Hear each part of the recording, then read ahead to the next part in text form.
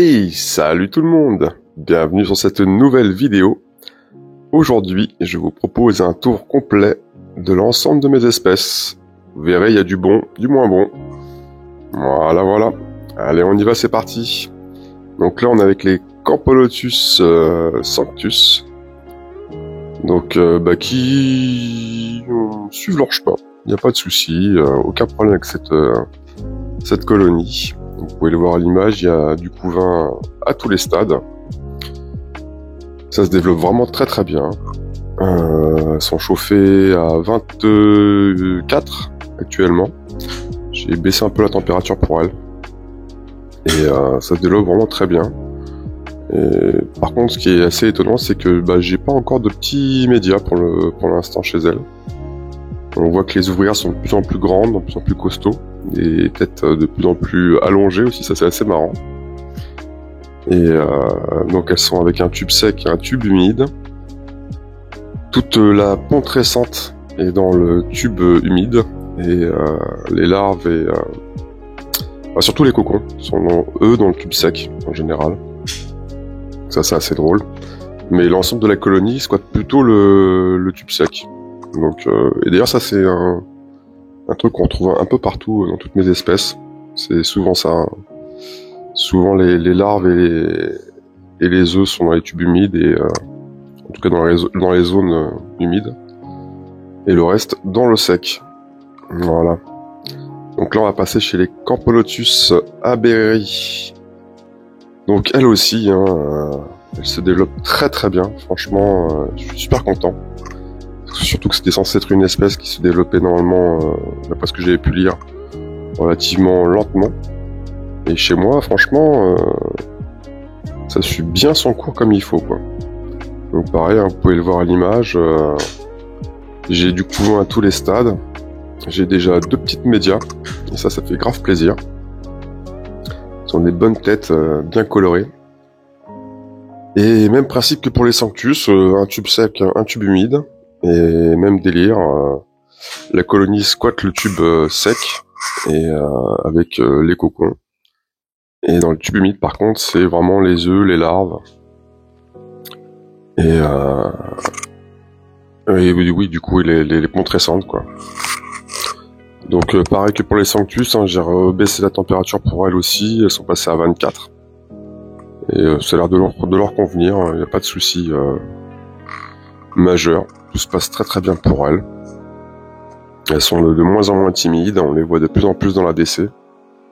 Et ça fait grave plaisir aussi. Donc très belle espèce, hein. Franchement. Je suis vraiment très fan de cette coloration.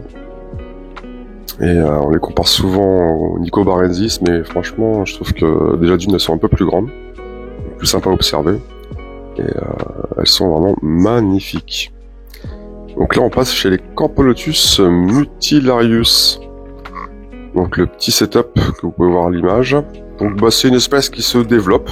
Il n'y a pas de souci, vous allez le voir à l'image. J'ai du couvain à tous les stades. Mais c'est pas une foudre de guerre pour l'instant en tout cas. C'est pas le gros développement. Vous voyez, j'ai des larves, j'ai eu des pontes récentes. J'ai eu 2 cocons récemment que j'ai retrouvés dans la DC. Donc ça c'est cool, ça veut dire qu'il y a des nouvelles naissances. Et justement d'ailleurs en filmant, en prenant les images, j'ai découvert qu'elles ont fait un petit dépotoir sauvage dans le nid. Un peu trop grand pour elles, faut pas se voiler la face, elles occupent à peine la moitié. Et dans le dépotoir j'ai découvert un cadavre. Donc ça c'était assez étonnant parce que en général, leurs mortes, soit elles les mangent, donc je les vois pas, soit elles me les déposent dans la gamelle où je mets la plate. Donc ouais, ça c'est assez étonnant. Vous pouvez le voir à l'image, la belle gine, très poilue, avec une belle coloration, et donc c'est une espèce qui fait vraiment des très gros majors. Donc là, vous pouvez le voir, c'est vraiment du balèze. Et donc ouais, justement le petit dépotoir sauvage dont je vous parlais, là, vous le voyez à l'image.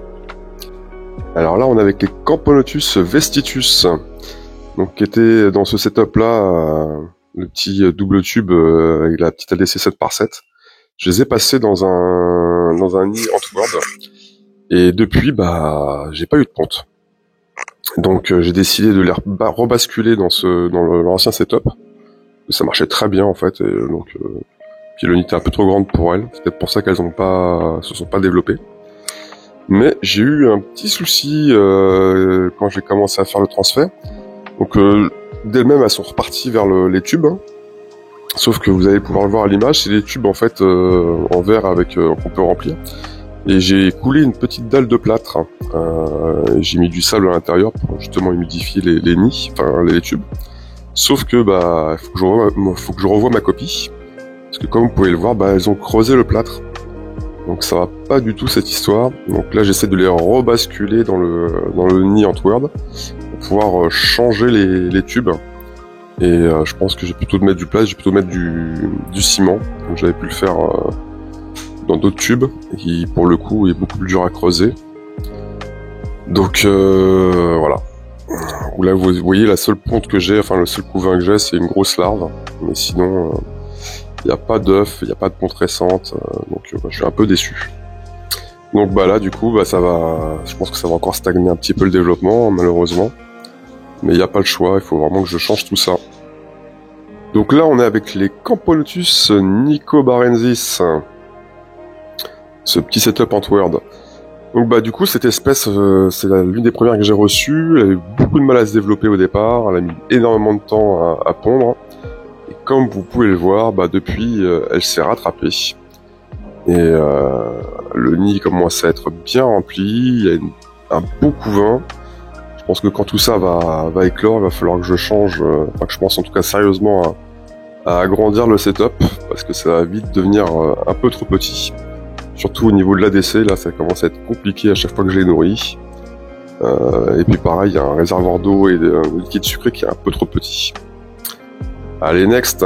Donc là on est avec les Camponotus circumspectus. Bon elle je galère, il n'y a pas de développement. Ça fait un petit moment que j'observe plus de couvain dans cette colonie. Alors comme il n'y a pas trop d'infos sur cette espèce, peut-être qu'il y avait une espèce de mini pause au niveau de la ponte. Peut-être que ça va reprendre, je sais pas trop. On va voir. Après elle se développe pas, mais elle périclite pas non plus. Là il y a quand même pas mal de monde dans l'aire de chasse. Une fois que tout le monde est rapatrié dans le nid, il est quand même bien rempli. Donc ça montre que elles se sont un petit peu développées. Après, elles n'ont peut-être pas non plus un gros développement. C'est possible aussi. Mais c'est pas évident, étant donné qu'il n'y a pas d'infos sur cette espèce, sur la toile. C'est pas évident de savoir si je me trompe au niveau des conditions de maintien ou pas. Donc, à voir. Affaire à suivre. Hein. On verra bien. Allez, là, on passe chez les Camponotus Fetchenkoi. Donc j'avais reçu une Ginsel qui avait déjà mangé plusieurs fois son couvain. Elle a pondu pas mal de fois, à chaque fois elle a bouffé une partie de son couvain. J'ai quand même 2 ouvrières qui ont réussi à naître. Mais depuis, il n'y a pas eu de ponte. Donc quand il y a eu de la ponte, elle l'a bouffée. Malgré la protéine que je l'apporte régulièrement. Donc on verra bien. Ici on est avec les Thailandensis Acanthomiamax. Donc j'ai reçu il y a un petit mois, voire 2 mois maintenant. Toute petite espèce, vraiment rikiki. Donc j'ai reçu une Jean, 2 ouvrières et une super ouvrière gros major, grosse tête, qui est surtout fait pour concasser les graines. Et donc du coup j'essaie de les transférer de leur tube à un petit nid, mais bon, sans succès depuis presque 1 mois et demi maintenant. Après, il n'y a pas de couvain, il n'y a pas de ponte, hein, mais bon, elles se maintiennent. Donc, pareil, hein, à voir. Je leur ai mis des graines, mais je suis pas tout à fait sûr que ce soit des graines qui soient adaptées pour elles. En général, c'est plutôt des graines de figuier dont elles se nourrissent, et j'ai pas réussi à en trouver. À voir. Ici, maintenant, on est avec les Crématogaster Biroy. Donc, elles, j'ai beaucoup galéré avant de comprendre comment elles fonctionnaient. C'est une espèce qui aime beaucoup l'humidité. J'avais un nid, mais elle squattait pas dans le nid, elle squattait l'ADC.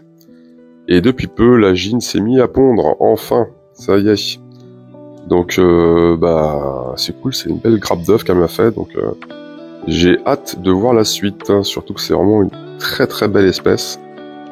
Alors après, je sais que c'est une espèce qui est massivement polygyne.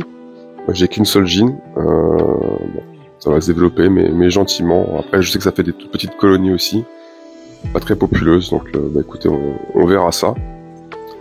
Affaire à suivre aussi. Et en tout cas, c'est très très belle espèce à observer. Elles sont assez atypiques. C'est vraiment sympa. Maintenant, on passe chez les Crématogastères senegalensis. Donc, je peux pas dire qu'elles se développent. J'ai pas l'impression qu'il y a plus de population quand je les ai reçues. Après, comme vous pouvez le voir, la gyne est assez prolifique, hein, elle pond pas mal. Mais je sais pas, après le nid aussi est très grand aussi pour elle. C'est une toute petite espèce aussi, hein. Mais j'ai pas l'impression qu'il y a un boom de population par rapport aux couvains qu'elles ont.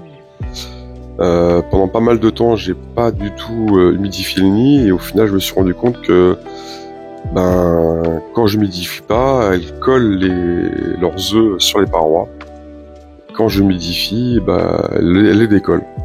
Donc je me dis que finalement, c'était une espèce qui a besoin d'un peu plus d'humidité. Donc récemment, j'ai réhumidifié le nid et elles ont commencé à me redécoller les œufs qui étaient sur la paroi. Donc pareil, on va voir ce que ça donne. En tout cas, c'est une très belle espèce et très sympa aussi à observer.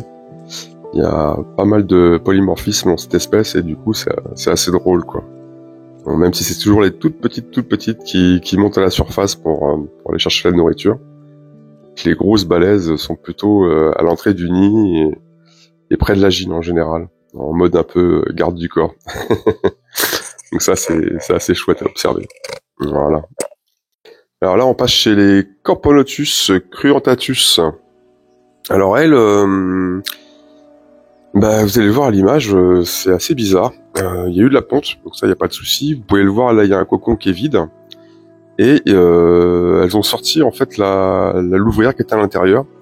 Vous allez voir un moment avant la balader, un peu comme si c'était une nymphe nue. J'ai du mal à comprendre pourquoi.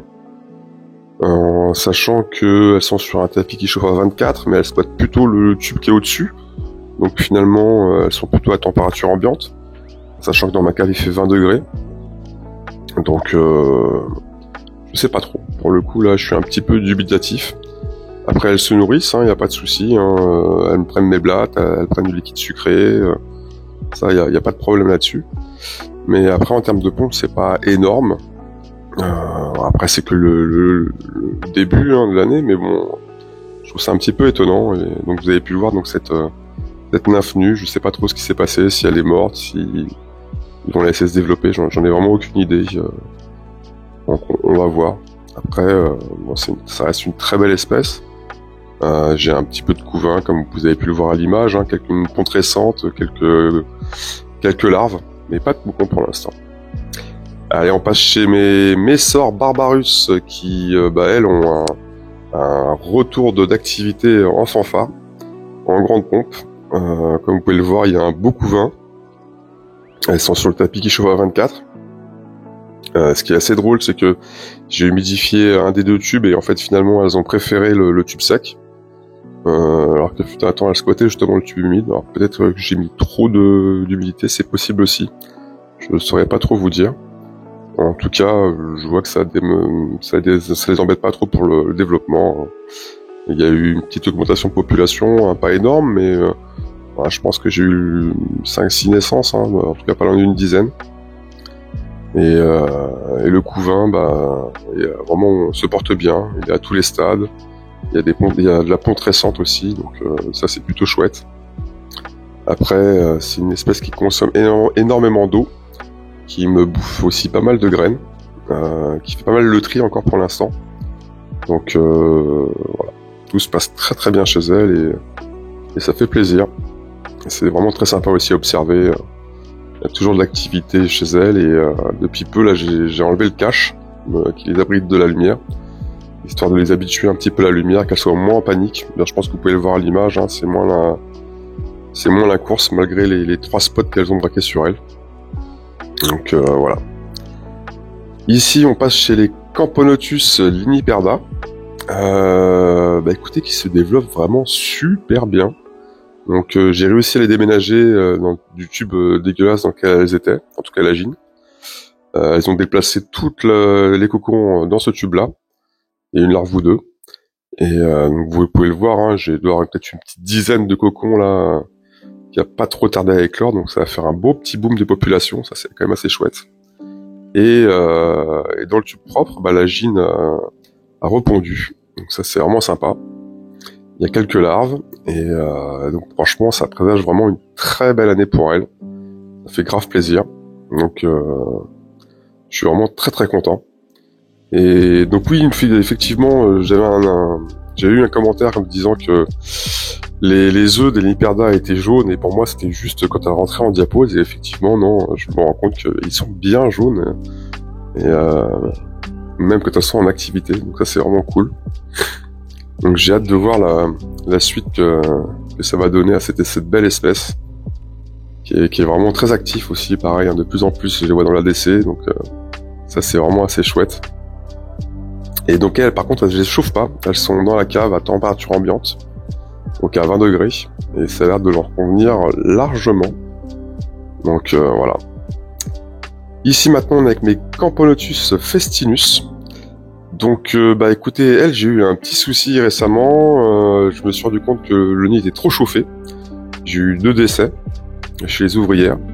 Heureusement, la ponte de la gine qu'elle avait pondue récemment n'en a pas souffert apparemment, parce que je vois qu'il y a toujours une belle grappe. Je vois même que d'ailleurs ça s'est un petit peu développé. Donc ça c'est quand même vachement cool. Elles sont sur le tapis de chauffe qui chauffe à 28. Mais du coup j'avais dû, par manque de place, mettre une grosse partie du nid dessus. Et je pense que ça leur a pas convenu, c'était vraiment trop chaud. Ou peut-être que j'avais oublié d'humidifier, c'est possible aussi. Pour le coup, je pense que j'ai bien merdé avec elle. Mais en tout cas, malgré les 2 ouvrières mortes, je constate que la ponte se développe. Alors j'ai pas observé de ponte nouvelle, mais bon, en tout cas, il y a une belle grappe, et ça c'est relativement cool. Et donc du coup, j'ai mis juste un petit point de chauffe pour le nid. Ici, on est avec mes Camponotus parius, donc qui ont eu un déménagement un petit peu en force. Il y a de ça un mois et demi maintenant. Elles ont investi ce nouveau nid nickel chrome. Alors du coup c'est un nid qui est humidifié par le dessus. Et pareil, même principe, hein, vous allez pouvoir le constater. Toute la ponte récente est sur la chambre du haut, et les quelques cocons et la gine sont en bas, dans le sec. Donc c'est pour l'instant, pareil, c'est un peu comme les Senegalensis. J'observe pas vraiment un gros développement. J'ai l'impression que ça se maintient. Je vois pas de décès en tout cas dans la DC. Il n'y a pas de morte. Donc écoutez, je pense que c'était juste un problème de nid qui allait pas trop. C'était pas trop chauffé. Là actuellement elles sont chauffées à 24. Donc en tout cas ça se maintient. Je pense pas que ça se développe vraiment pour l'instant, mais en tout cas ça se maintient. Et vu le couvain qu'il y a, j'ai vu qu'il y avait aussi de la ponte récente. Pas mal de larves, pas mal de cocons, donc je pense que la colonie va se développer comme il se doit, et ça c'est quand même relativement cool, avec la belle gine. Et ouais, donc c'est assez marrant, vous voyez, c'est vraiment les cocons en fin de cycle, hein, qui sont vraiment en bas. Et puis en général aussi, quand la gine pond, il remonte rapidement les œufs à l'étage. Donc là on passe chez les Camponotus rangeri, qui sont arrivés il y a peu chez moi, il y a une petite semaine et demie, 2 semaines maintenant. Donc elle, j'aurais proposé tout d'abord un nid building qui a été boudé pendant plus d'une semaine. Donc je leur ai proposé par la suite un nid en béton cellulaire qu'elles ont de suite investi. Pareil, là l'hydratation du nid se fait par le dessus. Étonnamment, elle squatte beaucoup la première chambre et pas les celles du dessus. Donc à voir. C'est vraiment une très très belle espèce, qui est très très active dans l'aire de chasse. Après là du coup actuellement je pense que c'est peut-être l'une des colonies les plus populeuses que je dois avoir à la maison, avec les arrogances. Donc c'est vraiment sympa à observer, et elles sont très très friandes de protéines. En général j'essaie de les nourrir tous les jours, parfois un jour sur 2, mais en tout cas que ce soit un jour sur 2 ou tous les jours, la la blatte que je leur donne en général, elle est vraiment vidée, mais complètement vidée. En moins de 24 heures, franchement. Il reste plus que des bouts de kétine et ouais, c'est assez impressionnant à observer. Franchement, elle dévore tout.